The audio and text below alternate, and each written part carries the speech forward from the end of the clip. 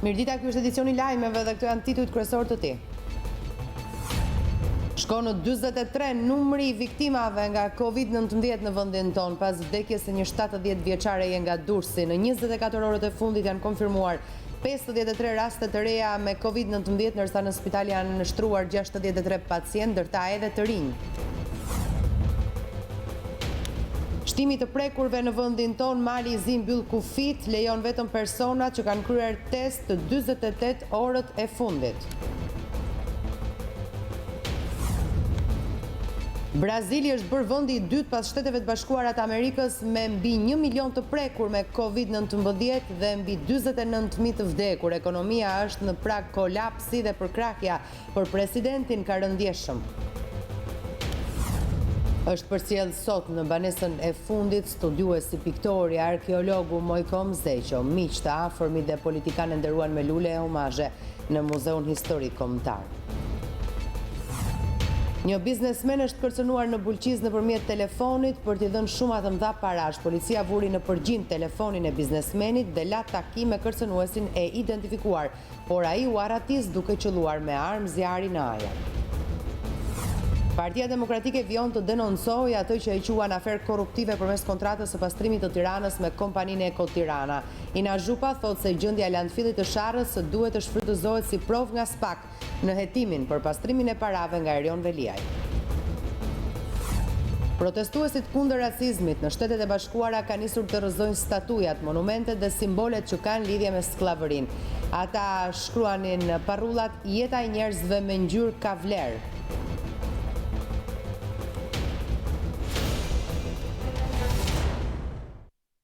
Shkon në 43 numri i viktimave nga Covid-19 në vendin ton pas vdekjes për fat të keq të një 70 vjeçareje nga Durrësi. Në 24 orët e fundit, ndërkohë janë konfirmuar 53 raste të reja me Covid-19, ndërsa në spital janë shtruar 63 pacient, ndërta edhe të rinj.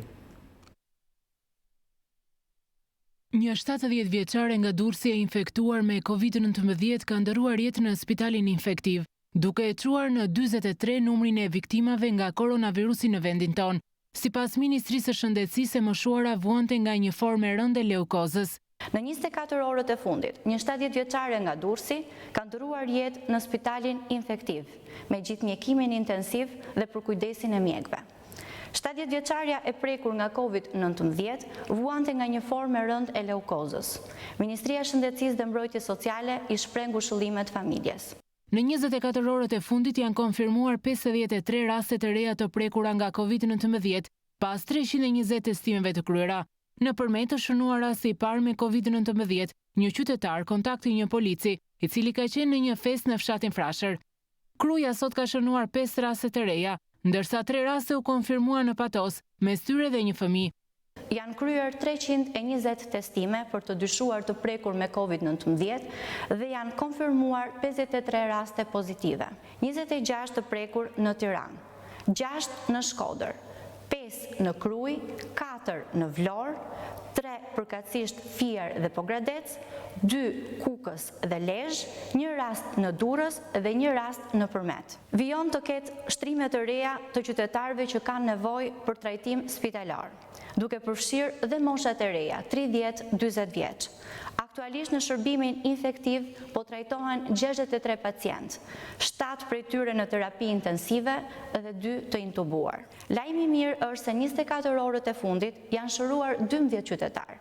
Ministria e Shëndetësisë u bën apel familjarëve të pacientëve në spitale të shmangin sa më shumë vizitat, po ashtu dhe të moshuarit kur është e mundur të shmangin kontaktet në qendra shëndetësore dhe të kontaktojnë me mjekun e familjes. Sipas specialistëve, vetmja mënyrë për të ndaluar përhapjen e infeksionit është duke ruajtur distancën fizike nga njëri tjetri, duke ruajtur higjienën personale dhe mbajtjen e maskave në ambiente të mbyllura. Ata porosisin që të shmanget çdo lloj grumbullimi, sepse ato përbëjnë rrezik për përhapjen e infeksionit. Mali i zi mbylli kufit toksor me Shqipërinë për shkak të rritjes së numrit të prekurve me koronavirus. Sipas këtij vendimi, duke nisur nga e diela, do të lejohet hyrja tranzit në territorin malazez vetëm për shtetasit që prezantojnë në kufi dokumentin e testimit negativ ndaj Covid-19 bërë brenda 48 orëve.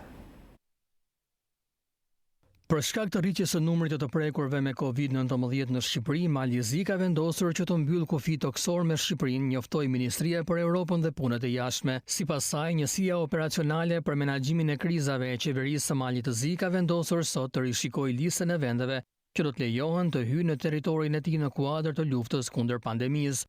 Nisur nga numri në rritje i shtetasve të infektuar aktiv në vendin tonë, që aktualisht e kalon numrin 700. Limit ky vendosur më parë nga autoritetet malazeze dhe që kalon shifrën 25 të infektuar për 100.000 banor, autoritetet malazeze kanë vendosur të mbyllin kufi toksor me Shqipërinë dhe të lejojnë hyrjen tranzit në territorin malazez vetëm për shtetasit që prezantojnë në kufi dokumentin e testimit negativ ndaj COVID-19 të bërë brenda 48 orëve. Nga ky kufizim përjashtohen udhëtarët që kanë një funksion nevoje thelbësore si profesionistët shëndetësor, kërkuesit mjekësor, personeli i angazhuar me transportin e mallrave dhe çdo personel tjetër transporti, diplomatët, stafi i organizatave ndërkombëtare, personeli ushtarak dhe punonjës të ndihmës humanitare. Kategori të veçanta pasagjerësh në tranzit do të jenë persona që kanë nevojë për mbrojtje ndërkombëtare në Malin e Zi ose për arsye të tjera humanitare. Ky regjim fillon prej mesnatës së të dielës datë 21 qershor 2020 dhe është i vlefshëm deri në një vendim të dytë të njësisë operacionale për menaxhimin e krizës. Brazili është bërë vendi i dytë pas Shteteve të Bashkuara të Amerikës me mbi 1 milion të prekur me COVID-19, ndërsa numri të vdekurve i ka kaluar 49.000. Përhapja e sëmundjes ka dobësuar për krahjen për presidentin dhe ka ngjallur frikën për kolaps të ekonomisë. Sipas ekspertëve, numri i vërtet i rasteve mund të jetë shumë më i lartë se shifrat zyrtare që deklarohen. Shifra e përgjithshme e personave të infektuar me koronavirusin COVID-19 në Brazil ka shkuar në mbi 1 milion të premten, ndërsa numri viktimave në rreth 49.000. Gjatë 24 orëve të kaluara, shteti më i madh i Amerikës Jugore shënoi 1.206 të vdekur dhe 57.771 të prekur. Shifra e personave të infektuar ishte numri më i lartë ditor që nga fillimi i përhapjes së virusit, duke lënë të kuptohet se pandemia është larg fundit, shkruan Reuters. Shifra prej 1 milion është shumë më pak se numri i vërtet i njerëzve që janë infektuar, sepse ka mungesë të raportimit të shkallës prej 5 deri në 10 herë më pak, tha Aleksandra Naime Barbosa, profesor i mjekësisë në Universitetin Shtetëror të San Paulos. Koronavirusi besohet të ketë mborritur në Brazil fillimisht përmes turistëve të pasur që vinin nga vendet europiane. Ministria Braziliane e Shëndetësisë ka njoftuar se virusi tashmë është përhapur në 82% të vendit.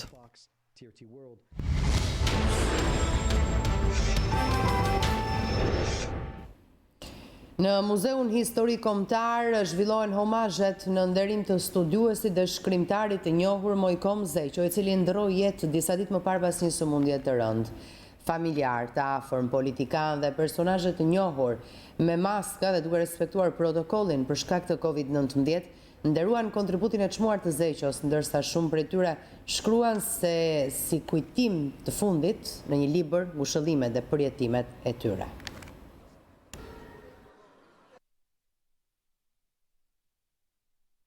Sot është një moment vërtet pikëllues dhe shumë trishtues. Mojkom Zeqo është në ata njerëz cilët për njohurit, për dijet, në fushat nga më të ndryshmet, janë shumë të rrallë. Mojkom Zeqo ishte një personalitet i cili mund të kalonte menjëherë me lëvizjen demokratike në fillimin e 90. Por ai nuk e bëri këtë gjë, ai nuk mohoi ato bindjet e veta dhe karakterin e vet, sepse ai ishte i majt në bindjet e tij, por padyshim që ishte një i majt me bindje të forta demokratike dhe këtë e tregoi për gjatë gjithë jetës së tij dhe ishte ndër kontribuesit kryesor të hapjes të emancipimit të Partisë Socialiste, të mbështetjes së trinjve, si puna ime atëherë, por edhe shumë të tjerëve si Majko e shumë të tjerë për të bërë një transformim të SMAJT-s Shqipëri dhe për të ndërtuar një alternativë konkurruese, dhe kjo ndodhte në momentet më të errta të SMAJT-s, pra flasim për fundin e vitit 91, fillimin e vitit 92 e kështu me radhë. Lam të mirë e vështirë edhe kjo, një periudhë kjo e pandemisë që na ndau nga shumë njerëz të mirë të artit dhe të kulturës. Majkomit i dham lam të mirën e fundit këtu në këtë vend që ishte në fakt një nga hapësirat që gjithmonë më shumë e ka lidhur me Majkomin. Ka bërë kaq shumë për këtë fond pasur, një njeri i kulturës, i dijes në çdo aspekt të saj dhe një përqafim virtual duket kryesotshme për familjen, cilës shpresoj që sa më shpejt koha t'i japi forcën për të kaluar dhimbjen, por jam e bindur që ne të gjithë bashk do kemi akoma dhe më shumë kohë më pas për ta kujtuar Majkomin dhe për të folur mbi të. Do të kujtoj një mikun tim këto ditë që ju referua një thënie të Shën Markut. Të mos i dhërohemi që na iku, po të gëzohemi që e patëm. Dhe në fakt, këtë kam ndjerë sot, ka qenë nder për ne që e kemi patur Majkomin mik. Sigurisht, ikja e një miku është gjithmonë shumë e dhimbshme. Lënje zbrasir që padyshim nuk do të mbushet për shumë kohë. Do të na mungoj vërtetësia e Majkomit në bisedat që bënim, në analizat e thella që ai bënte, në bisedat e ngrohta, por mbi të gjitha do na mungoj Majkomi si njeri, aq i vërtet, aq i dashur, me një dimension të jashtëzakonshëm. Për mua i mbetet shok mik. Është pjesë e asaj që kur flas për grupin parlamentar të Partisë Socialiste, gjithmonë kam në mendje grupin më të mirë që ne kemi pasur, grupin 92-96. Dhe Majkomi ishte një nga më të veçantit atij grupi. Nuk e them këtë se i tillë është rasti, po sepse ai i tillë ishte. Dhe nuk ishte thjesht një politikan i mirë, ishte mbi të gjitha njeri i mirë. Humba një më shumë se shok dhe mik, më shumë më tepër se kaq. Më jërë të gjithë ne, realisht Shqipëria në gjithë cepat e saj, ka humbë një njeri që ndoshta te vendet e mëdha, po vendet e vogla e zvendësojnë shumë vonë. Ne edhe pasardhësit tanë do e ndjejnë po kaq shumë sa ne vendin bosh të Majkomit. Është shumë vështirë të zvendësosh njerëz në këto përmasa të dijes, si Majkom Zeqo.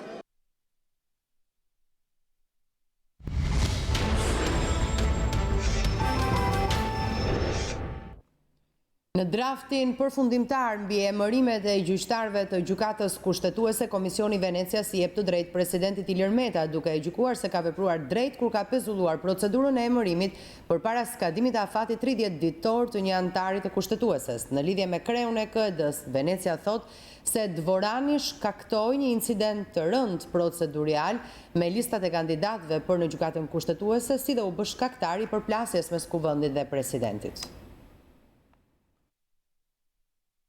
Komisioni i Venecias i ka dhënë të drejtë presidentit Ilir Meta për emërimet në gjykatën kushtetuese. Në opinionin përfundimtar, ekspertët e Venecias hedhin poshtë propozimin e mazhorancës për të shmangur me ligj betimin e antarit të gjykatës vetëm para presidentit, në rast se ky i fundit refuzon ta bëjë këtë.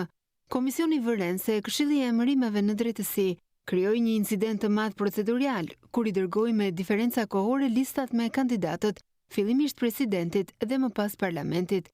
Sipas dokumentit, duhet të ishte e qartë se data e dërgimit të listave do të kishte pasoja të rëndësishme për shkak të zbatimit të mundshëm të emërimit automatik në bazë të rregullit të afatit 30 ditor. Për më tepër që për 4 vende vakante, 2 nga presidenti dhe 2 nga parlamenti, kishte vetëm 6 kandidat, emrat e të cilëve ishin në listat e të 2 institucioneve. Sipas Komisionit të Venecias, duke pasur parasysh faktin se procedurat e mbivendosura nuk janë rregulluar në mënyrë të qartë, nuk duket e paarsyeshme që presidenti të konsiderojë se duhet të respektojë rendin e sekuencës. Për më tepër, nëse presidenti do të kishte zgjedhur 2 kandidat, kuvendi do të dispononte një listë me më pak se 3 kandidat minimalisht të kërkuar nga kushtetuta. Rezervat për shkak të kësaj perspektive nuk duken të pajustifikuara. Shpreh Komisioni i Venecias, duke shtuar se pavarësisht se cili interpretim ishte i saktë, të 2 organet emëruese duhet të ishin mbledhur dhe të kishin arritur një pozicion të përbashkët përpara se të vazhdonin procedurën. Ekspertët e Venecias i japin të drejtë presidentit për vendimin e tij të njanshëm për të pezulluar procedurën për zgjedhjen e kandidatit të tij nga lista e dytë, ndërkohë që socialistët e cilësuan si shkelje dhe vlerësuan të emëruar automatikisht zonjën Vorpsi. Në opinion vjet në dukje se një pezullim i tillë nuk parashikohet në mënyrë të qartë nga ligji për gjykatën kushtetuese, duke shpjeguar se nëse nuk ka as veprime dashakeqe dhe as me dashje, por përkundrazi duhet të plotësohet një boshllëk ligjor, mekanizmi automatik nuk do të zbatohej. Si pasojë, duhet të ekzistojë mundësia për të ndërprerë funksionimin e këtij mekanizmi. Në bazë të një interpretimi teleologjik të dispozitave ligjore, mund të justifikohet të pranohet emërimi i vonuar i një kandidati të dytë nga presidenti. Prandaj duket të arsyeshme që presidenti nuk pranoi betimin e gjykatësit që supozoi se ishte zgjedhur automatikisht. Rasti i zonjës Vorpsi bëri që socialistët të ndërmerrnin një nismë ligjore për të anashkaluar betimin e antarit të gjykatës kushtetuese vetëm para kreut të shtetit, por për këtë ekspertët e Venecias janë shprehur haptazi kundër. Kushtetuta shqiptare e bën të qartë se betimi para presidentit është një parakusht për marrjen e detyrës, shkruhet në opinion. Ekspertët e Venecias shprehen se ndryshimi krijon pasiguri në lidhje me legjitimitetin e antarëve që fillojnë të punojnë në gjykatën kushtetuese pa u betuar në bazë të procedurës së parashikuar në kushtetut. Nëse vlerësohet e domosdoshme për të shmangur ngërçin në raste të qarta abuzimi, një dispozitë e formuluar më qartë mund të miratohet në nivelin kushtetues, pra jo të një ligji. Në përfundimet e tyre, ekspertët e Venecias e shohin tejet problematike situatën e krijuar në Shqipëri, ku ende gjykata kushtetuese dhe ajo e lartë nuk janë plotësisht funksionale. Sipas tyre, kriza kushtetuese në Shqipëri nuk është shkaktuar nga një akt specifik, por është pasojë e ndërveprimit të disa faktorëve, duke vlerësuar se procedura e nevojshme e vettingut pati efekte më të gjera nga sa parashikohej fillimisht. Ndër të tjera, si pasojë e procedurës gjithëpërfshirëse të verifikimit, gjykata e lartë dhe gjykata kushtetuese janë bërë jo funksionale, apo dhe se problemet në zbatimin e dispozitave të paqarta kushtetuese janë përkeqësuar nga fakti se nuk ka gjykatë kushtetuese dhe nga fakti që procedura është bërë objekti luftës ndërmjet parlamentit dhe presidentit.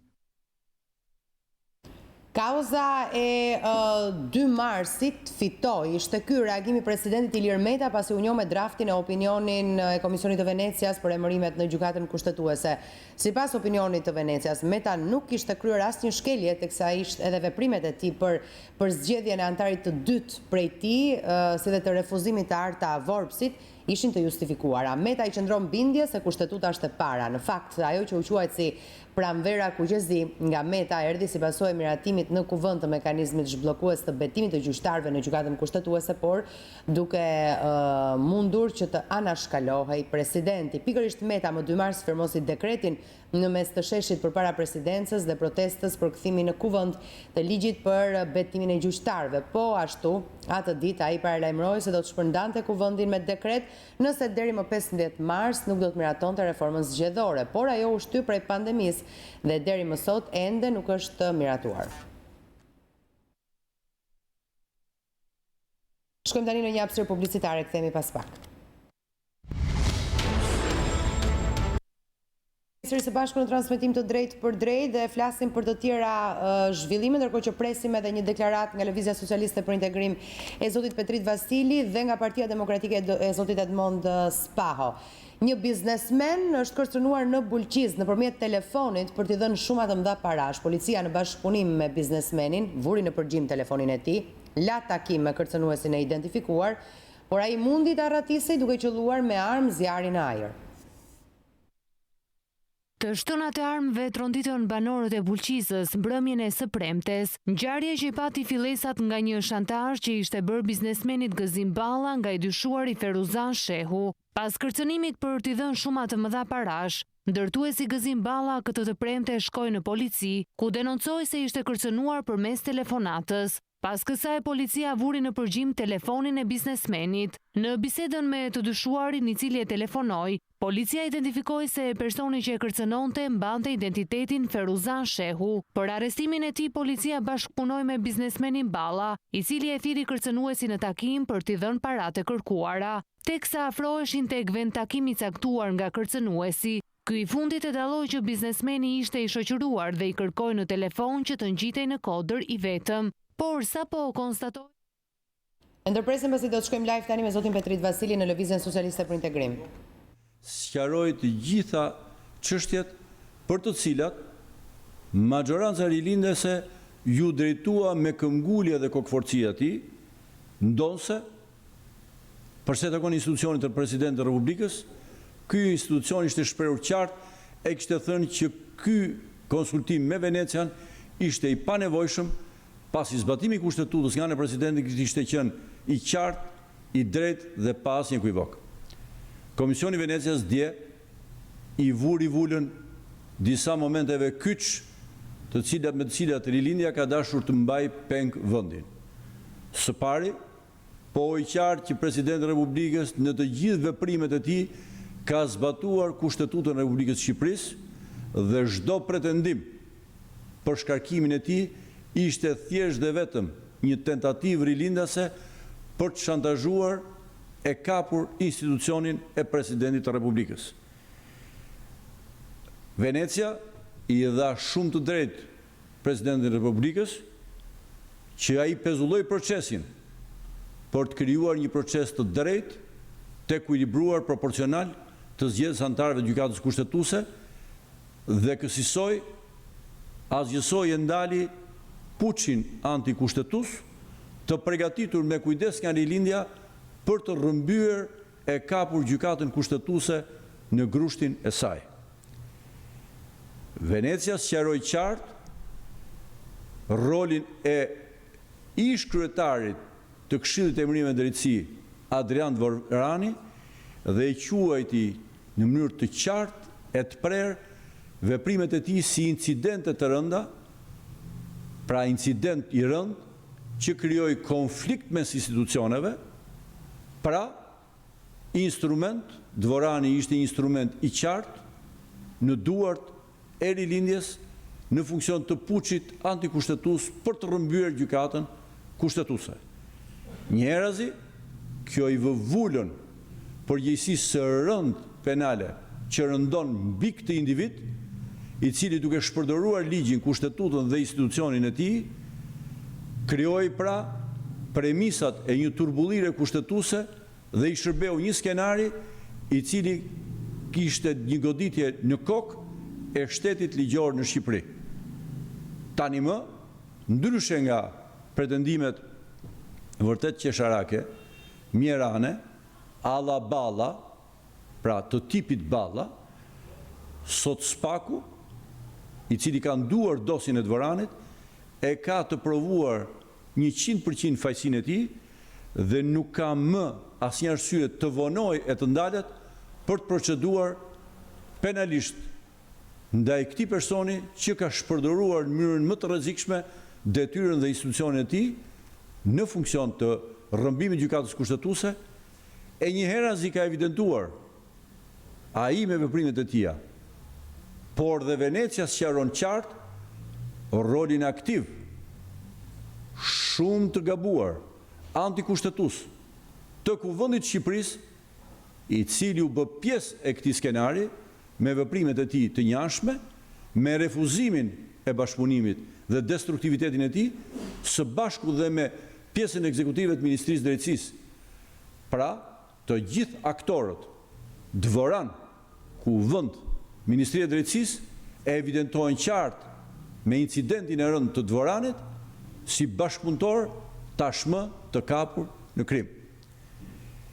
Është fare qartë dhe Venecia nuk lë asnjë ekuivok dhe jepi përgjigje të prerë se mospranimi dhe refuzimi i vetë shpalljes së një kandidate Vorpsi, e cila u betua tek Lana, ishte një veprim shumë i drejtë i Presidentit të Republikës, një veprim tërësisht kushtetues i tij, dhe me këtë mënyrë Venecia rrëzoi në mënyrë dhe përbuzi në mënyrë të paekuivok betimin e Lanës, po njëherëzi dhe majorancën e Lanës që u bë zëdhënëse e këtyre procedurave antikushtetuese, provinciale dhe të neveritshme, siç është e gjithë konstruksioni politiko-juridik i rilindjes që ka uzurpuar qeverisjen e vendit.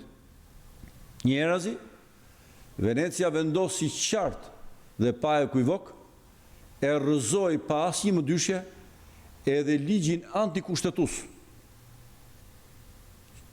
për të shmangur betimin e gjykatësve tek presidenti Republikës, sepse një ligj i cili për turpin e saj u minatua pa pritur që Venecia të arrinte në Tiranë, Venecia e thirrur nga vetë rilindja, pa e pritur atë, megjithatë Venecia në mënyrë shumë korrekte bën vlerësimin, megjithëse një akt i tillë do të meritonte përbuzje dhe nuk do të meritonte fare vlerësimin e Venecias, pasi u bë fakti kryer, megjithatë Venecia e vlerëson dhe vlerëson tërësisht antikushtetus, qartësisht i njëanshëm dhe në funksion vetëm një qëllimi, të rrëmbejnë gjykatën kushtetuese me çdo kusht, me çdo mjet dhe me çfarë do lloj poshtërsire antiligjore dhe antijuridike.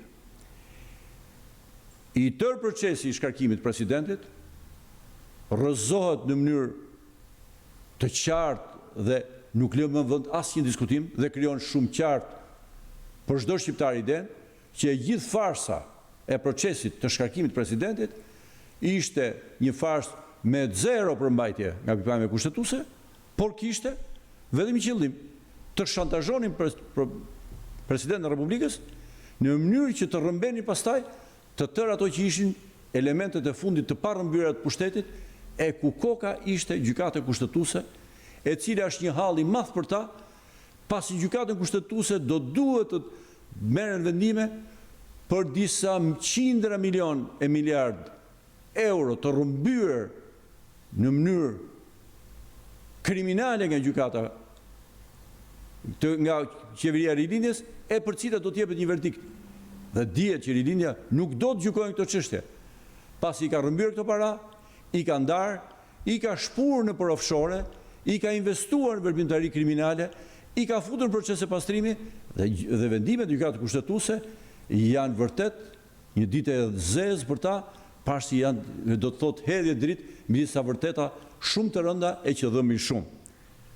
Ne të gjithë e kuptojmë këtë gjë.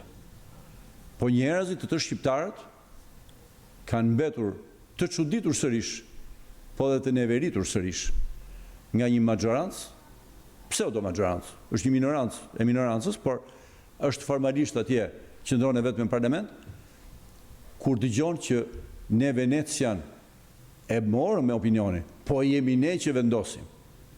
Unë pyes në emër të gjithë shqiptarëve, kush e kërkoi Venecian për konsultim? Presidenti? Jo dhe jo. Opozita? Jo dhe jo. Ishte vetë rilindja që e kërkoi jo një herë, po për herë të dytë e tretë, pasi çoi dhe pyetje tjera plotësuese, me çdo kusht e me çdo mjet, fsheu dhe informacionet në mënyrë që të manipulonte një opinion evaziv apo të dyshim që ta përdorte si donte. Venecia, dhe për këtë sigurisht shqiptarët janë mirënjohës së saj, që e qartë, pas një kujvok dhe e prerë. Tani më, këta bashkibozuk të mbledhur në parlament, nuk kanë më asnjë rrugë tjetër sepse ora e fundit tyre ka arritur. Venecia ka folur dhe këta nuk mund të ndihen më.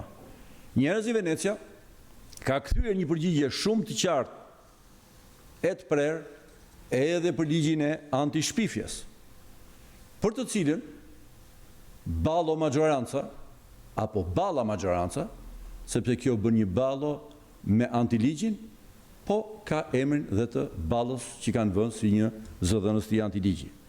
Çfarë thot Venecia për ligjin e antishpifjes? Ligji thot vuan nga paqartësit dhe rrezikon të shtyp, pra rrezikon të shtyp, nderuar qytetar, në mënyrë të ngurtë diskutimin e lirë dhe shprehjen politike. Ky është opinioni Venecias. Balla maggioranza del e thot që në këtë mënyrë ne e kemi plotësuar një nga 15 kushtet që janë atje. Për fat mirë, të gjithë zotërit e Parlamentit Evropian e të Komisionit Evropian në Bashkimin Evropian e lexojnë vetë në anglisht dhe nuk ka një vështirësi e nuk ka nevojë për përkthimin balla rilindje të opinionit Venecias. Por, sigurisht, sjelljet tilla të marra janë një lajm i keq, pasi në vend që 15 kushtet paksohen me arsye Shkojmë për pak momente tek Partia Demokratike ka nisur komunikimin me gazetarët edhe zoti Edmond Spaho. Nga vitin vit. Kur mori pushtetin ishin vetëm 3, tani janë 15 kushte për të plotësuar në mënyrë që Shqipëria të nisë bisedimet për antarësim. Opinionet e fundit Komisionit Venecias për gjykatën kushtetuese dhe për ligjin e censurës medias provuan se 15 kushtet e integrimit nuk janë për Shqipërinë, por për Edi Ramën. Ligji i censurës është vepër e tij. Bllokimi i gjykatës kushtetuese është gjithashtu vepër e tij me qëllim kapjen e saj. Të dyja janë pjesë e 15 kushteve të vendosura nga Bashkimi Evropian, të cilat lidhen edhe me një kusht të tretë. Është gjykata kushtetuese ajo që do të vendosë për legitimitetin e votimeve të 30 qershorit të vitit kaluar. Prandaj Edi Rama e bllokoi dhe nisi konfliktin me presidentin, derisa të sigurohej se skema grabitjes vendeve në gjykatën kushtetuese dhe kapja e saj do të funksiononte. Sa më gjatë pa gjykatë kushtetuese, aq më gjatë me gjyqtar nën presion. Aq më shumë përfiton Rama me vendimet paligjshme, aq më shumë mbetemi peng në rrugën tonë drejt Bashkimit Evropian. Me vendimin e vet Komisioni i Venecias e faktoi synimin e Edi Ramës për të kapur çdo organ të sistemit drejtësisë, duke i grabitur presidentit të drejtën kushtetuese për emërimin e antarëve në gjykatën kushtetuese. Presidenti ka meritën se qëndroi në mbrojtjet kushtetutës dhe nuk ju nënshtrua presionit kriminal të regjimit në ikje për kapjen e gjykatës kushtetuese. Për të fshehur të vërtetat e keqeverisjes së tij, Edi Rama tentoi të mbyll gojën medias me ligjin e censurës. Njeriu që kontrollon pjesën më të madhe të televizioneve, me ligjin antidemokratik censurës, tentoi të mbajë në presion edhe median online. Edhe kjo tentativë antidemokratike e kryeministrit të kalbur nga korrupsioni 8 vjeçar u frenua nga Komisioni i Venecias, duke i dhënë Shqipërisë shansin të përmbush 2 nga 15 kushtet për hapjen e negociatave. Shqiptarët e kanë kuptuar se Edi Rama nuk ka ndërmend ta bëjë këtë, sepse ai nuk e do integrimin. Ai e ka zhytur vendin në një krizë të thellë ekonomike dhe politike. Të drejtat e qytetarëve nuk respektohen, vendet e punës janë të pasigurta, sepse qeveria dhe kryeministri i vendit janë lidhur dhe i shërbejnë një grup i oligarkësh dhe kriminalësh që mbajnë peng të ardhmen e vendit. Ajo që na duhet për të zhbllokuar rrugën e integrimit evropian është një parlament dhe një qeveri e dalë nga zgjedhjet lira e të ndershme. Ato janë hapi i parë dhe më i sigurt për ta bërë Shqipërinë si gjithë Europa.